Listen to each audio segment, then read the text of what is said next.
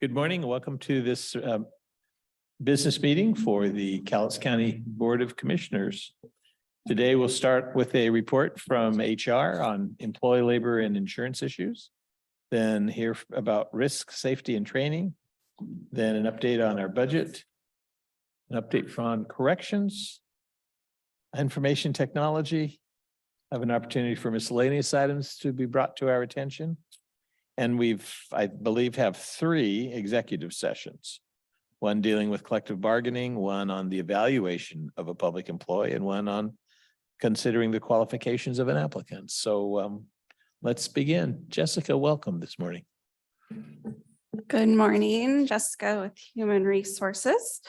I have a pretty short list outside of the executive sessions that I have for later. First is a notification from Superior Court. One of their admin deputies has accepted a position with the auditor's office, so they'll be filling her position. And then a request to fill from OAS. The accounting specialist there has put in her notice, so we would like to fill her position.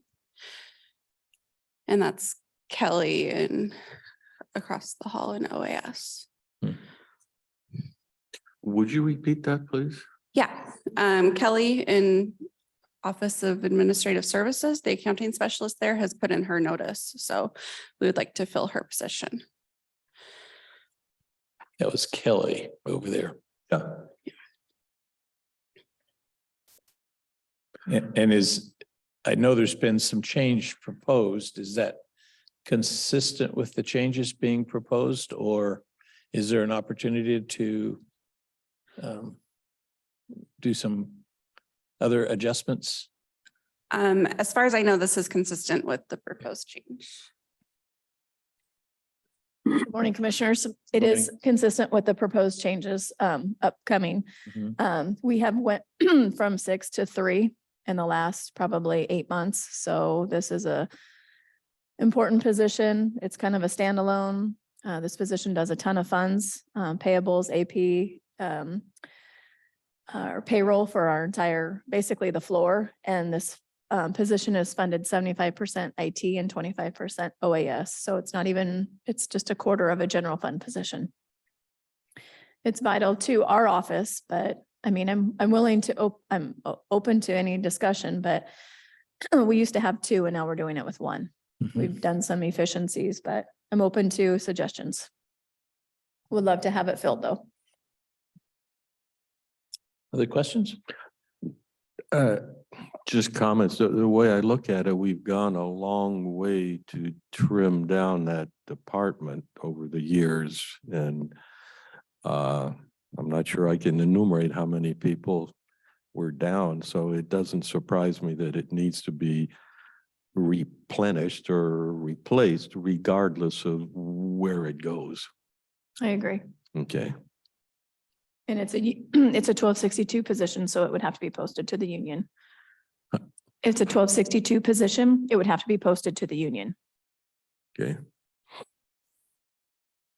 All right. Put my hearing aids in, but it doesn't seem to help. Maybe I ought to take him out. There we go. I just keep pushing it. Tracy, you just keep looking at us instead of the microphone. I keep pushing it away. Okay, go forward with that. Yeah. We'll do this right. All right. There we go. Okay, thank you. Thank you. All right. Thank you. That's all I have outside of executive session. Thank you. Victoria, risk, safety, and training.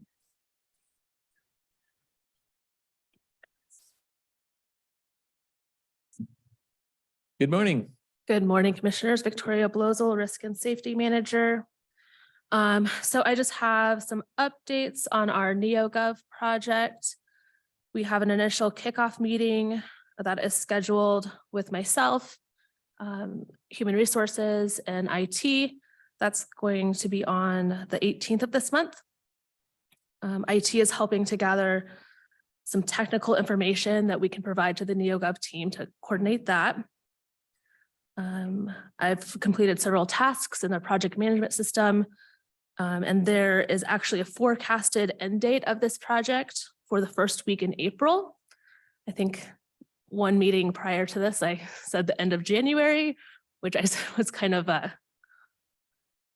crazy. I'm glad I was wrong on that date. It was actually a different deadline. So it's gonna be the this first is, week of April. this is just preparing the county to begin doing the employee in-service and training. This is importing all old records. This is letting NEOGOV talk to our current HR system so that all employees are continuously updated. So just all the setup, getting training set up in there, the required ones, getting the permissions for managers to assign trainings as needed. So just getting everything set up is forecasted for that date. So, Thank you. yeah. Any other questions on that? So the importation of the data, how will that be done?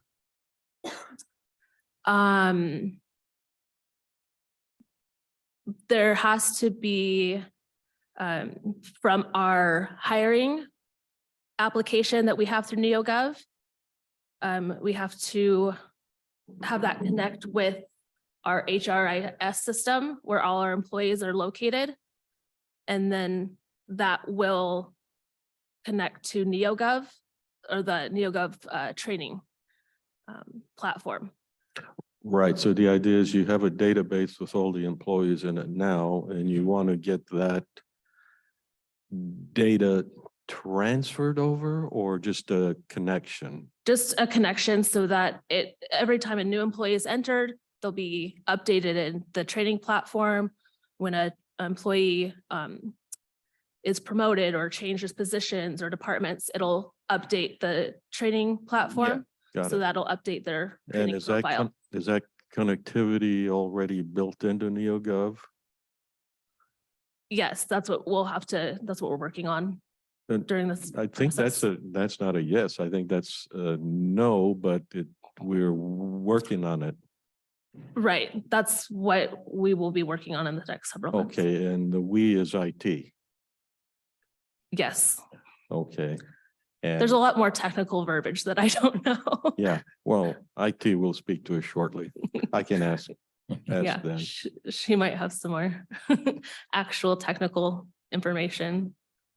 Well, the thing I always drive at is we're very loose about buying software, and then we spend a fortune trying to tailor it, customize it, hook it up to other systems, and that's not a good path to take. And my comment is always, we're one out of 39 counties. Surely there are 10 other counties in our similar situation. Why is it that we are doing something that we just cannot take from another county? Anyhow, that's a.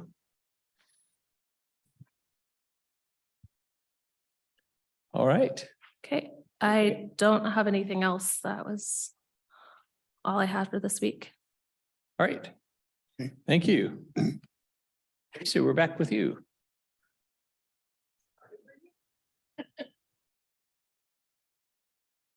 I left my list back in the office, so we're making this up as we go. Thank you for the refill on the accounting specialist. I just got notice this morning, so. The 2023 budget is uploaded into PeopleSoft, thanks to the IT staff for their diligent work on this. We're ready to go, so people can pay against the 23 budget now. We're working with payroll to make sure all the 2022, the January 10th payroll posts against the 2022 budget. So we're making sure everything posts today so we can get that done. And I know the board, I sent it to the board last week. We received $1,058,000 for sales tax in December. Those are October's numbers, but very high again. So I'm pleasantly surprised. We'll see what happens moving forward, but it would be Christmas time. So in the November, December earnings will get January, February, and then I'm thinking they'll drop off, but we'll see. steady and strong is fabulous. So that's really all I have budget wise. Okay, any other questions? So how far back do we go if we find a mistake, like we mischarged something last January? Do we adjust books in some way? We do. Yes, we work, we work with the auditor's office. The books stay open until usually through the first quarter of the next year because we run the 13-month payables through into the prior year where the expense actually incurred. So they stay open for a while and adjustments can be made. So somebody who turns a reimbursement form, requests, here's what we've done in December, we want payment. That obviously can't be processed until January, but it has to still be reflected on the 2022 budget. Correct. And we do those. Yep. That's why we leave the books open. Yep. And then if there are any adjustments that that weren't included in the budget, then we have yet one more budget amendment to square it up. Hopefully we don't, but every once in a while. 2022, we should be done with the budget amendments. We're hopeful. Yeah. We have one that we're going to be starting this week for the current 2023 of just changes that we've received so far. So just they're substantial enough to where we need to do something with Yeah. them. Great. Okay, any other questions? All right, thank you. Thank you. And I was looking for Marin, but she's not here. I know she has been sending us email. Oh, she is. What did you look at? Sorry about that. Oh, my gosh. Apologize for that. That's fine. I snuck in. Good morning, Commissioners. Marin Fox, Director of Corrections. The population today is 225. We had 51 bookings over the weekend. As you know, we made some adjustments to the restrictions in mid-December, essentially dropping almost all restrictions except for driving with a suspended license. We're sustaining that change with our population coming up. So that's good, getting back to some sort of normal. Western State Hospital continues to be a struggle. I don't know if you're familiar with the term felony flip. Basically what happens is they'll dismiss charges on a felony because the wait time is so long for Western. So the attorneys will say, this person's going to sit in jail too long. So they'll drop the charges and they'll be civilly committed to Western State. So they have 2 weeks to find a bed for them. So they stay with us until that bed is found, and then they go to Western and they're no longer ours. What Western has begun doing is sending us a letter and saying, we have no bed for that person and we do not anticipate that we will. So then we have to have them evaluated and they released to the streets from us. That's something new Western has never done. They always had to find a bed and now they're just saying they can't. Could you go through a benign case and a nasty case so I understand what the bounds are? With the differences. So we had one last week as a young lady we've had in custody a number of times. So she was evaluated by a Western State doctor. They said she's not competent, needs to be restored. Restoration is so that they're fit to stand trial. The current wait for Western is 110 days at least. So at some point they go back to the court and say, we don't think that's appropriate for her to sit in jail that long, awaiting a bed at Western State. So they dismiss the felony charges. And then Western is informed that they're supposed to be civilly committed. So they're supposed to go to Western because of their mental status, but they're no longer there for restoration. And what usually happens is they get right back out of Western State. So now Western is informing us, we don't have beds for those people. And so we get them evaluated by a DCR locally, and typically they're released back into the streets only to. When the charges are dismissed, that's the part that, am I thinking that we're forced to let an axe murderer go? No. I mean, they certainly could request a felony flip in those cases, but we're not seeing that. I wouldn't anticipate a judge is going to do that for anyone with a really serious crime. The felony flips are typically on lower level felonies. Or people that don't have a long history of violence. So that we have people that are awaiting the Western bed and they'll stay with us the entire time. And, the 6-month wait at this point. So that continues to be a struggle. Western, they need to build another facility and I'm not sure why the state is not moving towards doing that, but we're just at their mercy, unfortunately. I wanted to give an update on hiring. We are in the final stages to get one started this month. That leaves us with 5 positions open, which isn't great, but it's not terrible. We've been there before in years past. We're still just not getting very many applicants. I think this time of year is not typically a real busy time for applications. It feels pretty slow, but we're processing them as soon as we can. We also have 2 people that have been on longer stints of FMLA, which takes a couple more people off the schedule, but we're making it work. We look at the schedule every day and make adjustments and do the best we can to get everything covered. We have 2 trials this week, which is 4 more people we need to work those days. So all of those outside factors add to it, but we're making it work.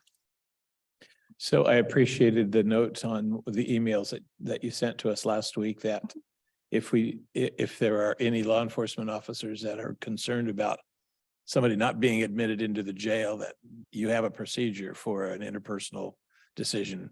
That, Sure. you know, talk to the officer in charge and most likely something could be worked out. Yeah, we took one last night on 2. Mhm. He'd been picked up a bunch of times on driving with the suspended license warrants, and law enforcement was frustrated with how many times they'd contacted him. So we took him. But I mean, we are taking all misdemeanors. So, you know, shoplifting, any of that. So if you're hearing feedback from the citizens that we're not taking those bookings, that just simply isn't true. Mhm. But they do get out the next day typically, but that's the judge's decision, not mine. Right. We're doing our part. Okay. Other questions? I'm just, I do have a question. It's more to educate myself. And if it's too long for this, I'd be happy to, you know, sit down with you guys at the Highlands opening of the satellite office. And I saw Department of Correction people there. And so then I found out they have an office there. So I'm just interested in our relation, how we work with those people. Sure. So Department of Corrections is parole, essentially. That's what citizens would commonly refer to it as, parole. They have a caseload of clients in the community that are on supervision with them. When those clients violate, you know, maybe they fail a UA, don't go to some program they're supposed to go to, they can be arrested and booked with us on a DOC hold, essentially. And then DOC pays the county for those bed days. When COVID hit, we stopped taking DOC bookings as the first thing we did. And since then, we've reopened the door and said they can bring us 4 a day. They were frustrated about not being able to book with us. We're not seeing 4 a day. So we've had that in place for quite some time, most of last year. And it's just, they're just not bringing us people. And I'm not entirely sure why. I know their caseloads dropped quite a bit with the Blake decision. So they work with people on parole, and for whatever reason it gets violated, then they ask, they pick them up and they ask us to hold them. Do they take them from there or where? They have a program called Swift and Certain. So they can violate them, I think, maybe 5 times with automatic sanctions. So a 1 to 3 day sanction. They have the ability to do that. Once they've hit that 5th one, then they have to have a hearing. So when they're booked with us, they would stay with us until DOC comes. They process all that themselves, and they do a hearing, and then they can decide on a longer sanction. I believe the most they can do is 30 days on a sanction. Now it used to be higher, but the state has made some adjustments to that.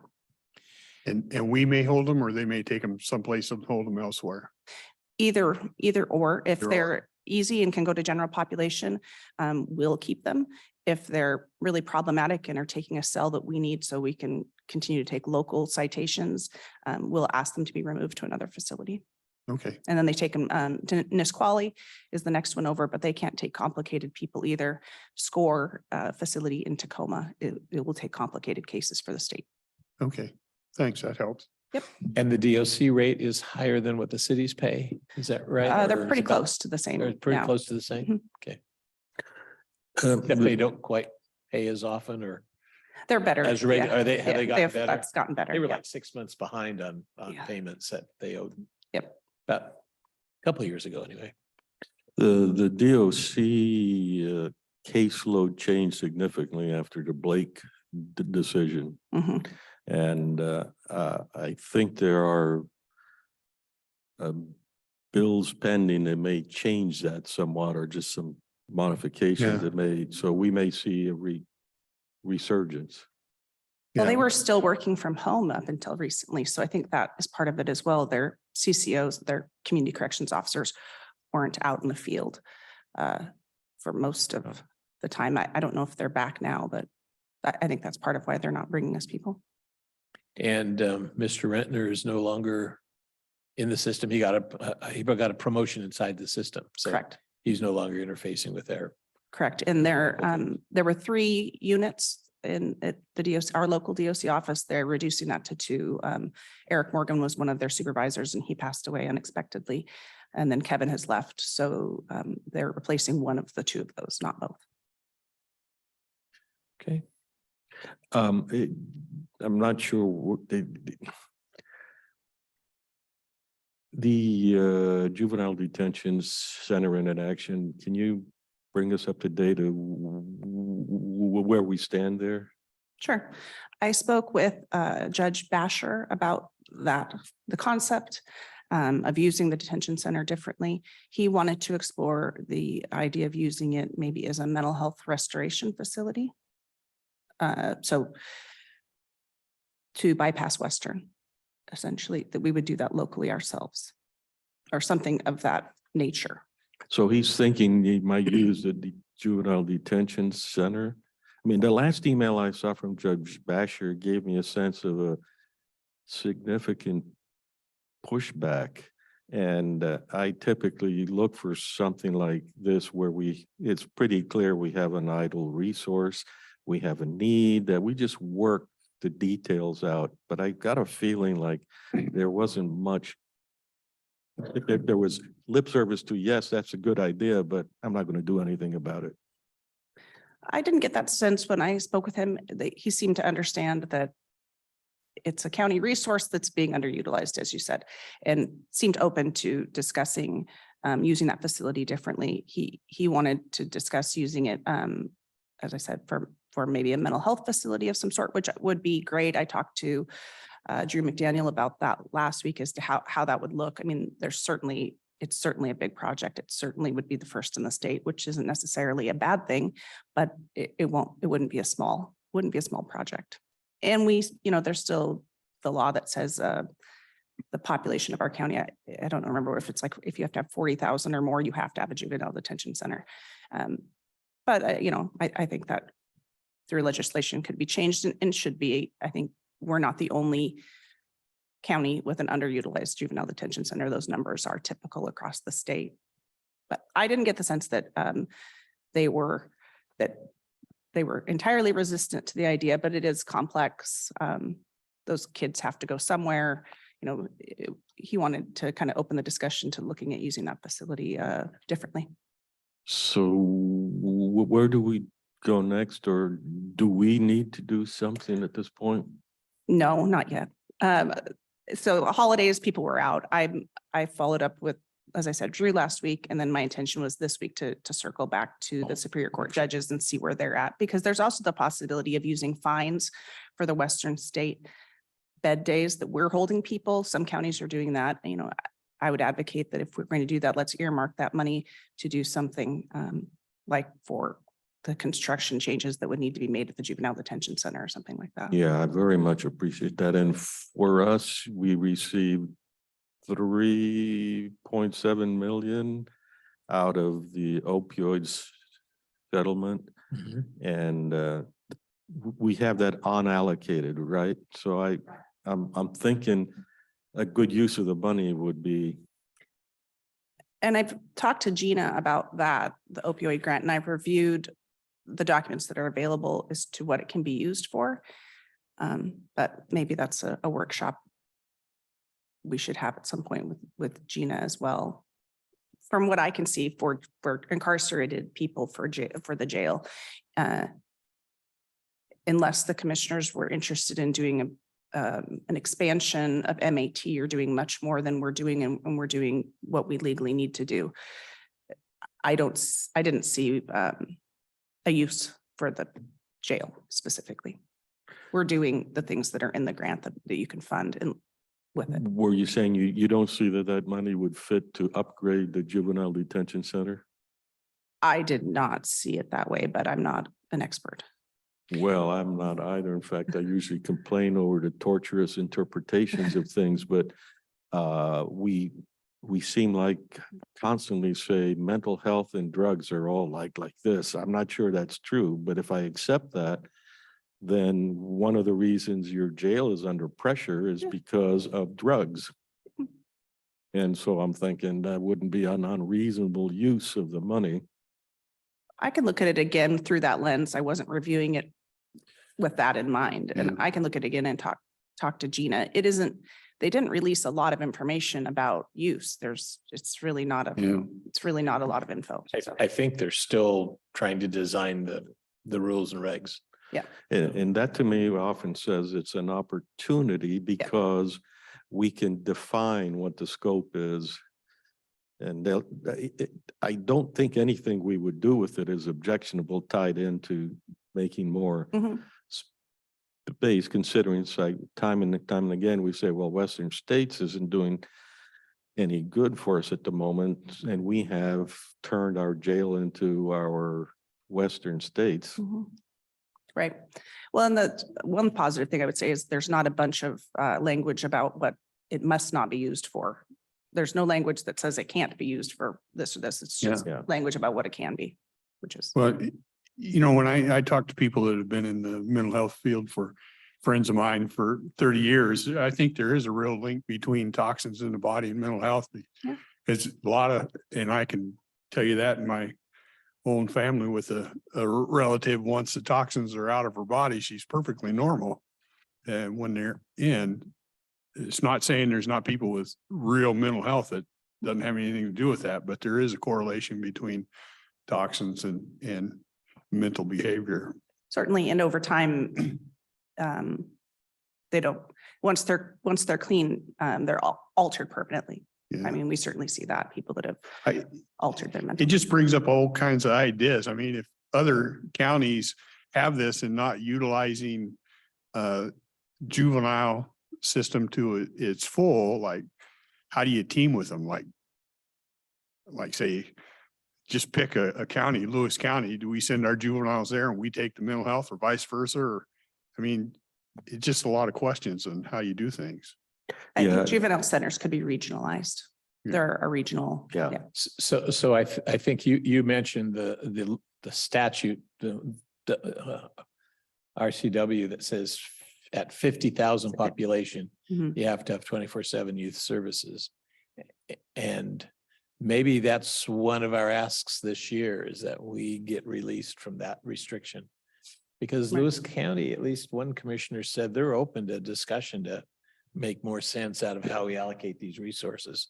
So that's probably a decision for us to decide. Is this the year that we go ahead and make that formal request? Because it's been unnecessary for an awful long time for us to have that big of a resource commitment for so few kids that are going through.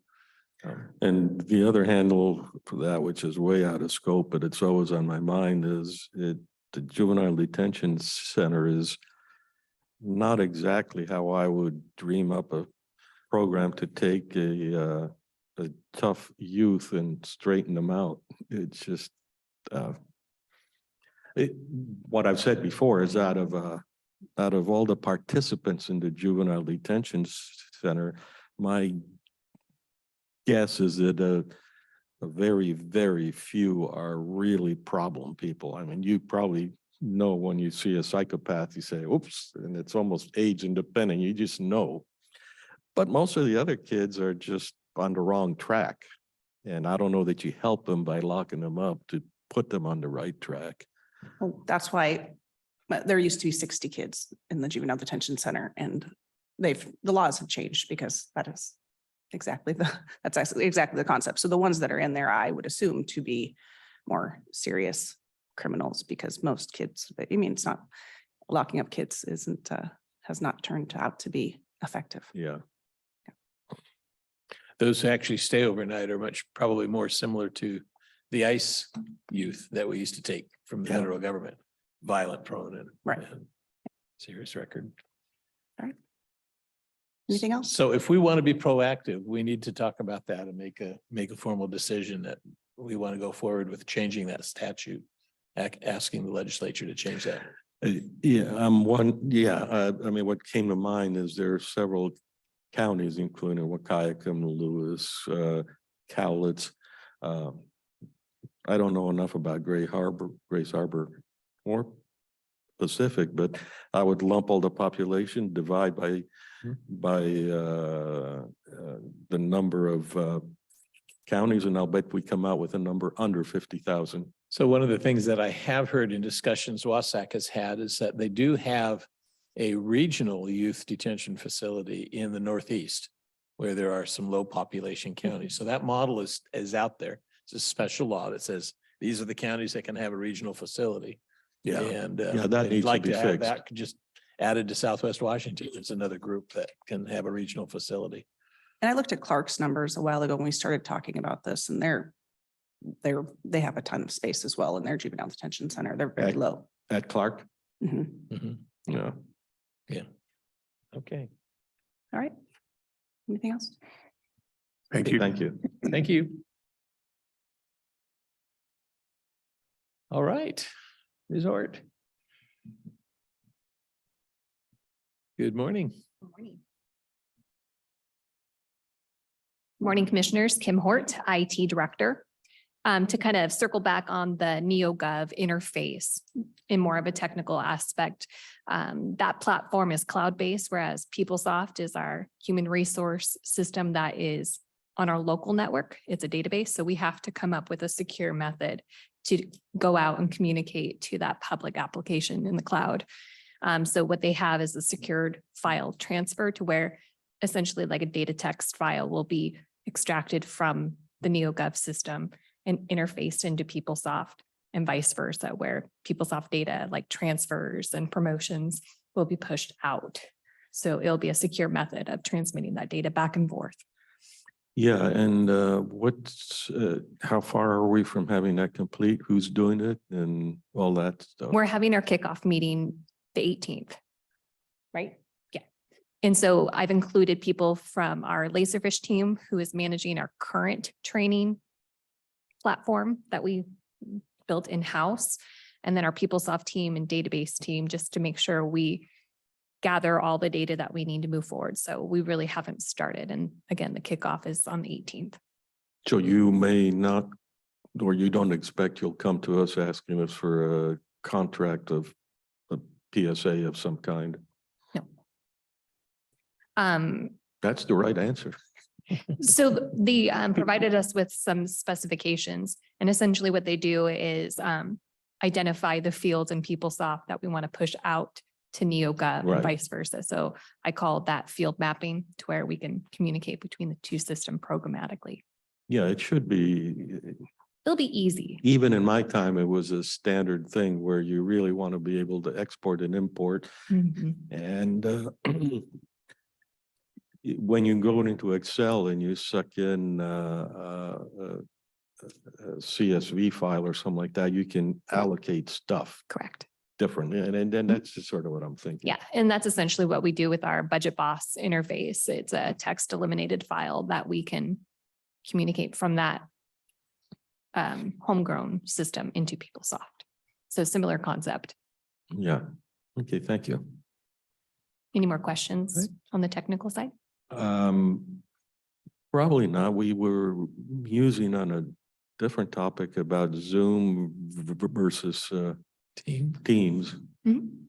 So one of the agenda items is I finalized my IT survey that we're going to be sending out to all county users. And within that, we want to kind of circle back on our response to COVID, and including in that is what platform of virtual meetings people are using. I have the impression from the courts, and you guys are a current user of Zoom. The disadvantages and pros to that, I don't know quite yet, but it seems like that's kind of here to stay for the time being. With our enterprise licensing, we do have Teams. It's not yet launched. We're we haven't started the fast track with Microsoft to get Teams implemented, but that's our next go-to. How much do we pay for Zoom now? It depends on the licensing. And I I just mean overall in the county, like maybe Tracy can say, you know, last year we spent $10.85 on Zoom. we're not centralized. That's the problem with how we pay for Zoom. So some person may pay for enterprise license, whereas I believe you guys have a business account. I've been working with our Zoom rep to see if we can centralize all of that and take advantage of lumping our accounts together to leverage better pricing. So I'm actually working with Kelly to kind of pull departments in so then we can have a centralized and know exactly what our costs are. I can look into that further if you're interested. If we're going to use Teams, we don't have to pay extra. Correct. It's That's already already- included in our enterprise licensing. Worth looking at. It sure is. And that's why I'm including that in our survey so we can statistically see who's using what and then leveraging that Teams platform for most basic needs. And then things that are regulatory, we can still choose to leverage Zoom. Yeah, I'm a little wondering about it. IT will always have the problem in that the solution some department has in hand will cause that department to drag its feet about any changes. And I think basically I would look for you to provide us, after you've done all the research, saying, this is Zoom, these are the features we use on it. This is Teams, these are the features we could use on, you know, just some, Exactly. And that- some analysis, because it at some point, it just becomes a overall policy decision of what we're going to use. And of course, no matter what decision we make, there'll be complaints. Right. Another platform that we've invested about $8,000 a year that I know of is the GoToMeeting platform. Yeah. And that one is my intention to get rid of it and just have, you know, primarily Teams. And then for our more formal applications, or if there is a specific reason why we have to use Zoom, to leverage that platform, but to get us to operate on a more standardized platform is my goal. Yeah. So let me just recap. I'd look for you to tell us the ins and outs of both choices and then force us to decide. Yeah. That's my intention. I've noticed that in meetings where federal agencies are involved, they're almost all on team now. Correct. The feds don't use Zoom at all. Mhm. So, you know, so that weighs in. So some of the does. meetings I'm on team, even though we don't sign up for it, but Right. And like what I'm trying to do, like with Zoom, is to kind of get everything centralized. If we do have to have two platforms, I'm not against it. I just want to make sure that we're standardized and being most efficient with our investment. So. Yeah. All right. Okay. So kind of diving into some personnel topics, I wanted to give a public shout out to Lance Hollinsworth. He provided excellent support to the Kalama Police Department with their fingerprinting scanner. They had a system that was in place for 2 years, but not operational. And so he's worked with them and gave them guidance. So he received a positive feedback, and I just wanted to share that with you guys. In addition, This was the Atlanta Police Department? Kalama. Oh, Kalama. Oh, okay. Yeah, sorry, I need to enunciate. I was gonna say, that's much better than Kalama. Kalama. He I'm also, not going to ask how we found out that he needed that. he's from time and time again, he's proved to be a very knowledgeable resource. So I just Yeah. wanted to let you guys know that he's, you know, continuing that outstanding performance. We had an IT enterprise security analyst position developed. Originally, we had a business analyst, and I've reworked that to focus more on the enterprise security needs. And Aaron Briggs has accepted that position. So an effective 1/1 of this year. So I'm excited to see him embark on making sure that we have secure enterprise applications. The IT operations manager, we had selected 2 candidates. One was out of California and one was out of Winlock. And when we went to schedule the interviews, both of them had accepted employment elsewhere. So missed the mark on that one. So I'm working with HR to kind of see what we can strategize to get more applicants for that position. You lost me. There were 2 applicants and, There were 6 and we went to interview 2. okay, and you offered a job to them both? No, we went to schedule interviews and they both withdrew by the time of the interview. Oh. So Are you sure this is not Atlanta? Okay, never mind. we have one other position open in IT. That's the enterprise application specialist. We posted that position back, I believe, in August. And we've reposted the position again because we didn't have a good turnout. We've had 3 applicants in the month of December, so we're coordinating interviews for that. We had some personnel, including myself, that were on vacation the last couple of weeks. And so we are now scheduling the Pier 1 walkthrough for the sheriff's office relocation to do an assessment to see what the business needs would be to move a county department into that facility. So I hope to have a better update, well, to have an update to you guys early next week. All right. Slow start, but we're still kind of finalizing the contract with the diversified AV vendor. We're looking to kind of a background. We received a grant from the state for court AV equipment. And with that, we reached out to a state approved vendor and we're working on the contract terms to do an assessment of our equipment countywide and then leverage that grant funding for that. So we're still kind of pushing through. It's been a slow start, but we were reassigned to a new account rep. So hopefully things will move a lot faster. We received 11 responses to our telecommunications RFP. So we have a good handful of people throughout the county, including Tanya Richardson over at Public Works and Kristen Young at Health and Human Services, plus IT team members to kind of go through and evaluate those proposals. PeopleSoft, we have the 2023 budget posted along with, we're finalizing the year-end testing for W-2 and 1099. So we're kind of in the thick of year-end processing. And like I had mentioned earlier, the IT customer survey is going out this week to all county users, and then I'll be able to poll and gather some statistics from that, you know, like the meeting platform and such. And like always, we're just trying to improve our processes. So we appreciate your guys' feedback and support. So Kim, can you give me a little bit of a better understanding of what is not being done because the operations manager position is vacant? Because at a certain point, if you don't have it filled, Sure. you have to ask those questions. Do we even need it? So let me know. So because I need to have a better understanding of what's not being done. Sure. The weak points that we have and what I need is somebody to facilitate our projects and kind of have a little bit more hands-on management of our projects. We tend to kind of just respond to things, and I would rather plan for things and be more well-equipped. So that organization is essential in that position. The other thing I'm looking for is somebody to manage our inventory and our assets. Currently, in my opinion, we don't do a very good job of tracking our assets other than like PCs. So your desktop and laptops, things that need to be added are servers and other mobile devices like iPads and mobile devices. So there's things that I think we could improve. There's also responsiveness and kind of keeping our technicians and things a little bit more timely.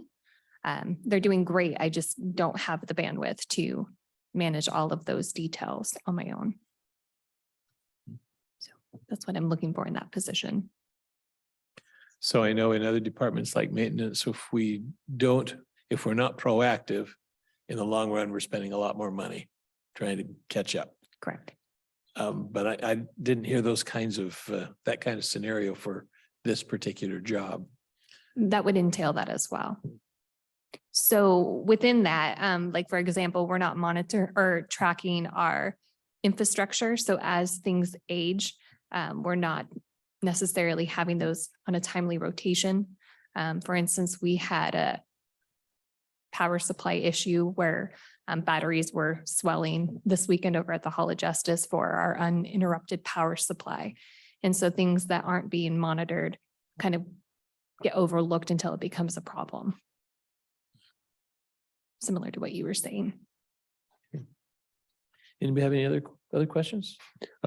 Yeah, how are we doing with the sort of connectivity to LCC? By connectivity, I mean, people to people.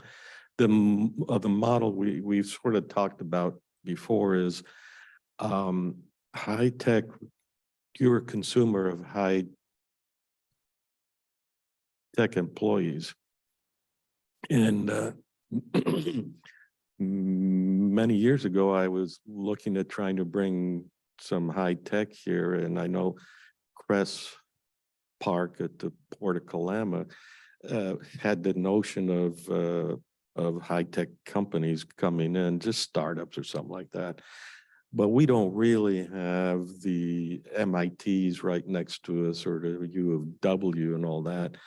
So these take years to develop, and I'd like to see that we have kind of a program with LCC where they're top-notch IT people, or however it is, that there's some kind of a interaction, including temporary projects. Like you might have something that needs to be done and there's a person that can do it. And I don't just mean the menial stuff. I mean stuff that will challenge a student. I mean, there are young people out there that can run circles around us old guys when it comes to some of the stuff in IT. So enough said. So I agree. I feel like we do have some resources that we can definitely benefit from. And I'm an advocate of collaboration as well. You had mentioned that in an earlier statement today about partnering or sharing that information statewide and kind of leveraging other people's expertise and knowledge and vice versa. So for instance, we have something within the county, our inmate roster, and that was developed in-house. And we actually shared the code with Clickitas County. I don't think I'm saying it right, but We have a Kittitas and a Clickitas, so Clickitas. Kittitas is bigger. Yeah. And Okay. so we're actually partnering and trying to put out the olive branch of like leveraging our knowledge to help benefit other counties within the state and vice versa. And I'm all for the collaboration along with LCC and such, but I haven't had any. yeah, kind of that time to move forward. collaboration is different than the one you just described. Of course, if we're going to develop something, and you're doing kind of the right thing with the surveys across to other counties, but just here, it's like you meet with Chris Bailey and you tell them if there's an outstanding student, something like that, is interested in something. A lot of times those people feel those students are so far ahead in advance of other things that they feel alienated. And again, for me, it's you got to start someplace to raise the bar for people to come. And I gotcha. it's a long process. Sure. Good ideas.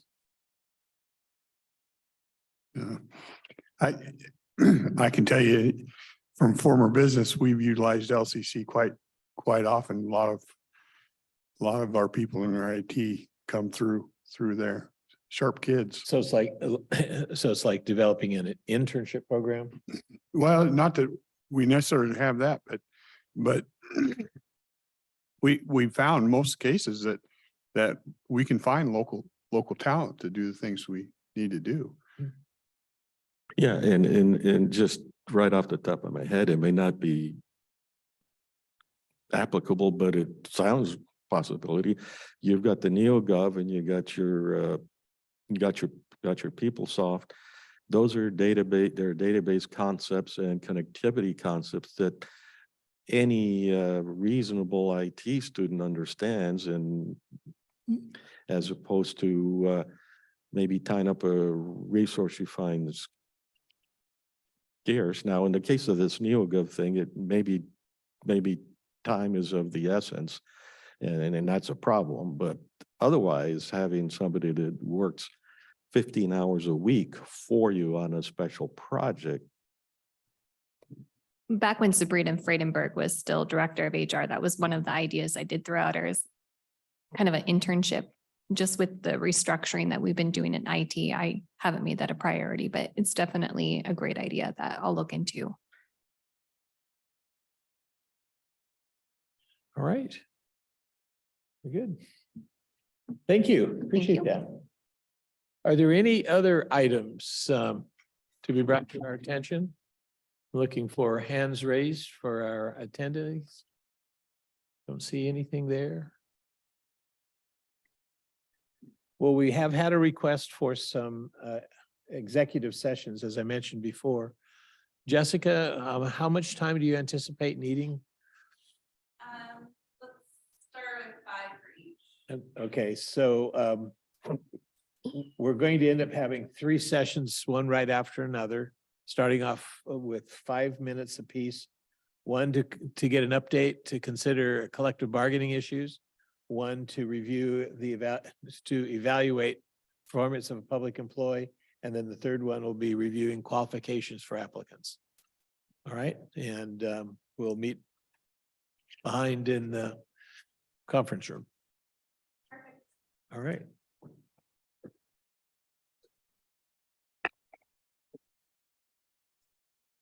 Executive session for the evaluation of an employee has been extended for 5 minutes. This would be until 11:07 a.m.